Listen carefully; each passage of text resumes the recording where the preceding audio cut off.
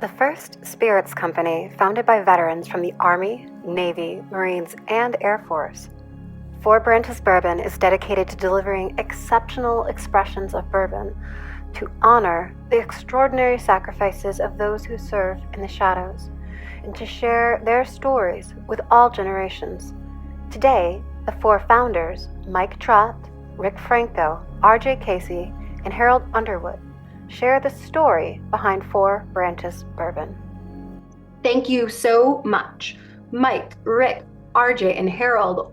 While you came from four different branches, we're talking Air Force, Marines, Army, and Navy, you now come together with Four Branches Bourbon. Thank you for taking your time to speak with us, to share this space, and to share your story. I want to first thank you. No, thanks for having us. We really appreciate it. Absolutely. Yeah. So let's start this way. Before you became founders, how did you find each other? I guess I'll take that because this was, my idea originally. So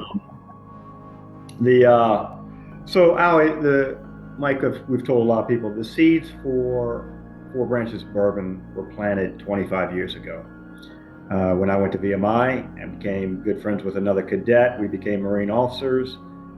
I got out and I recruited Greg into a branch of the CIA, which I was contracting for at the time. And Greg's first mission, he goes out and he is a true hero, saves everyone's life.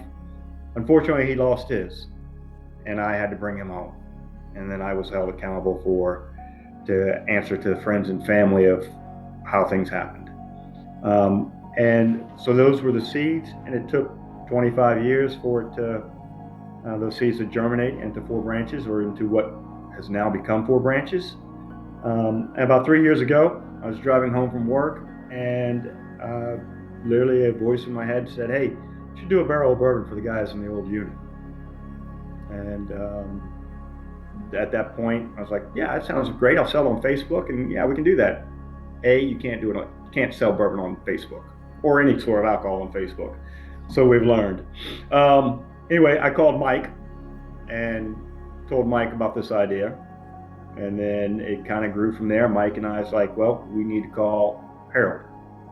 And then the three of us started talking, Mike being in the Air Force, right? The smart guy, pointy pencil and eraser. Myself, a Marine, and crayons didn't really come together that well. He's like, you know what? We got Marine, we've got a Navy guy, I'm the Air Force guy. We should call RJ. He's in the Army. And then that's kind of how Four Branches came together. And it came together to a point where it's bigger than wanting to do one barrel, obviously. We're well past that. It's the idea of honoring the unsung shadows. And as we get through it, you'll hear more about drinking honorably, serving honorably, and kind of how we're changing the narrative. But that's how we became from four guys and four separate branches of the military coming together. And here we are having this conversation today. Before we go further, let's talk about four, one of my favorite numbers. Each part of the four on your logo, on your label, represents one of the branches. So can we take turns? Can we take turns with each of you sharing how your branch is represented in the four on your label? Definitely. I'll kick it off.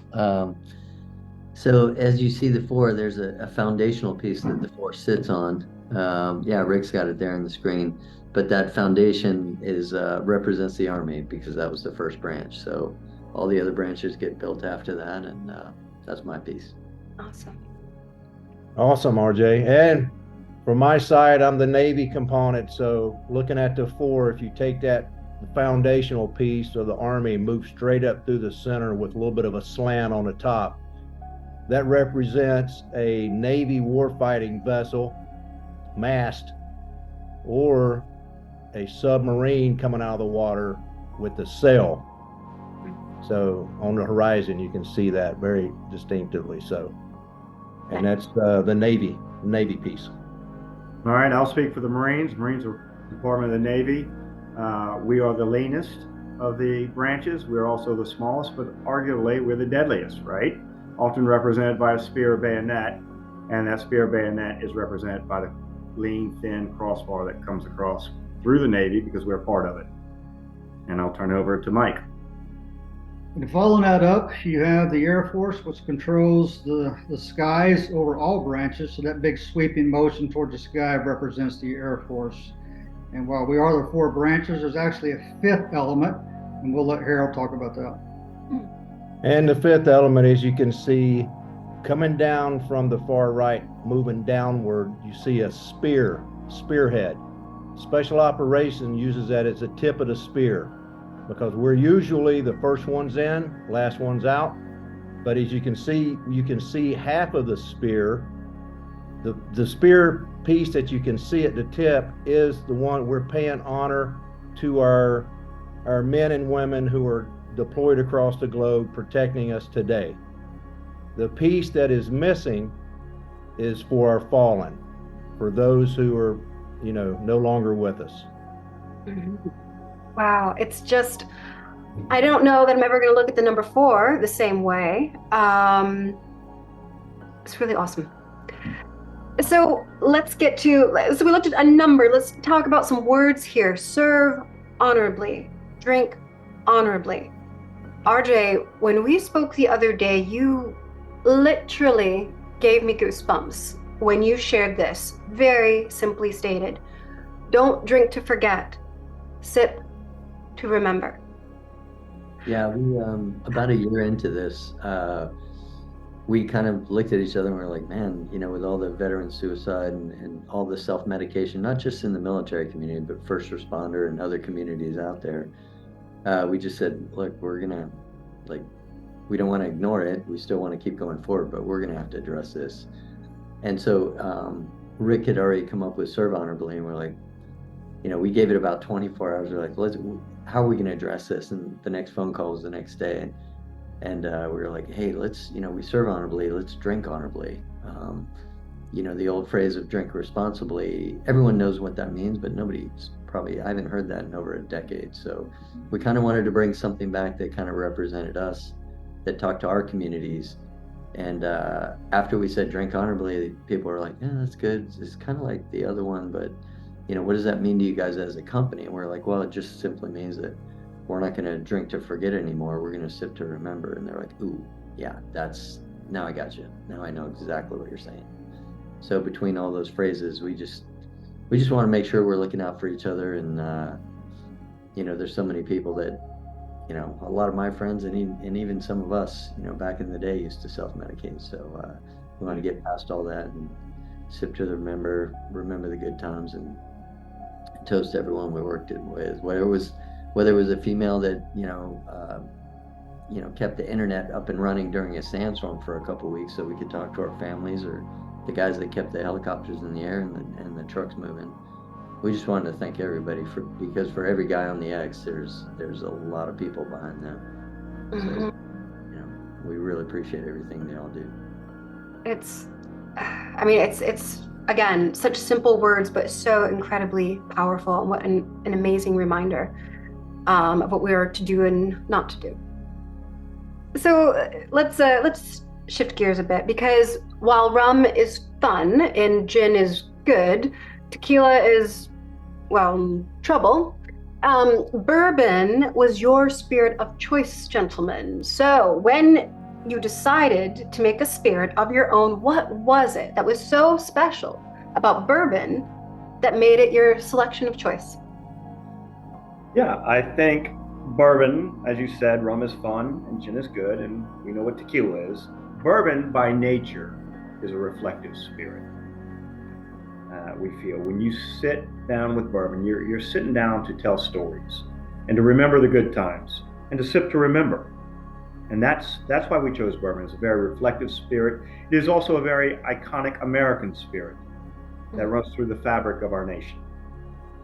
And we chose a 4-grain, which was very important to us because we wanted to represent 1 grain for each branch of the military that was represented by us. This is why we chose bourbon. Well, As one who enjoys bourbon very much, I'm very glad that you did. So thank you for that. I appreciate it. So let's talk more about Four Branches, Four Grains. Let's talk about the Founder's Blend. Who wants to take this one? Who wants to talk about the kiss that comes with it? Specifically, I want to hear about the Kentucky kiss because I'm familiar with a butterfly kiss. I'm familiar with a Eskimo kiss. I got that. But a Kentucky kiss? Please explain. Well, I'm going to say go Navy, and I'm going to take this one because it was very humbling experience we all had when we were out at Bardstown Bourbon Company. And we went in to sit down with Dan, who is the blender at Bardstown, to actually come up with our mash bill. And this was very, this is very important.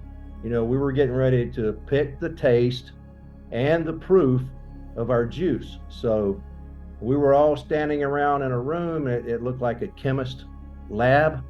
And, I'm a medic, along with RJ. I've seen a lot of test tubes and stuff, but there were little tiny glasses in there, little thimble-sized glasses, a lot of eye drop deals. And they were mixing all of this stuff up. And we had a pretty good 70-20-10 blend, right? 70 corn, 20 rye, 10. But that's, a lot of people has that, right? So with us, it was all about the four branches. Our bottles got four sides to it, the diamond bottle. Now we have 4 grains. And as we were walking through the early stages of this process, in walks Steve Nally, who's a master distiller, used to be a master distiller for Maker's Mark for eons, over 35 years. And he walks in, he's supposed to just come in, shake some hands, bump some fists, and out he goes. But he stayed. He stayed, and we were having some conversations with him, and we were getting to the point where we were mixing up these little thimbles, and he was dropping a little bit of this in there. And all of a sudden the decision was made, hey, we want to add another grain. We want to be 4, right? Because we really like our 4 mojo. So we bring in, Steve, he said, okay, let's go 5% wheat with this. And he made the little thimbles, they were dropping the drops, and he tasted it, and Steve is kind of he kind of works it right. So he puts it in his tongue, and he's looking up at the ceiling, and we're all standing around looking at him going, okay, you going to talk to us or what's going on? And he keeps looking up at the deal, and he goes, let's go 5 more. So we went 5 more. So, and after he did that, Dan blended it, and he got everything mixed up. So he hands it over to me, and he goes, okay, this is for the 4 of you. I didn't really, I didn't receive that. So what I did was I got a good smell of it, and I knocked it back, right? And but I didn't shoot it. I kept it in my mouth, and I worked it a little bit and swallowed it. And I was like, wow, that's really good. And everybody's staring at me going, hey, hold on a minute. Dan was saying, hey, Harold, that was supposed to be for all 4 of you guys to taste. And I'm like, ooh, I'm sorry. But anyway. Typical Navy. Yeah, That's actually what Harold said was, man, this is really good. You guys got to try this. And we said, damn it, Harold. But after getting that, and we all pretty much looked at each other and said, hey, this is really, really good. And then that's when Steve, who was, he's the Bourbon Hall of Famer along with his wife. His wife was had a lot to do with the establishment of the Bourbon Trail. So, I mean, what a great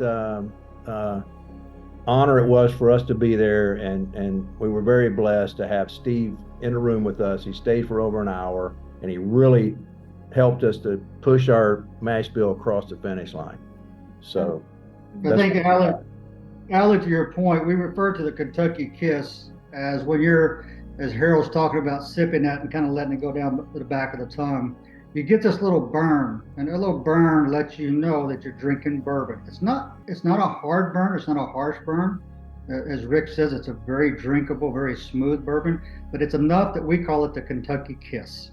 And that's just inside the tongue going down the back, and just let you know that you're drinking bourbon. That is awesome, and makes me eager for a kiss. Okay, so bourbon. Let's there's something else I want to talk about here before I let you guys go today. Bourbon, it's about more than what you sip in your glass. It's about what you share. In good company, this bourbon has a story, as you shared, thank you.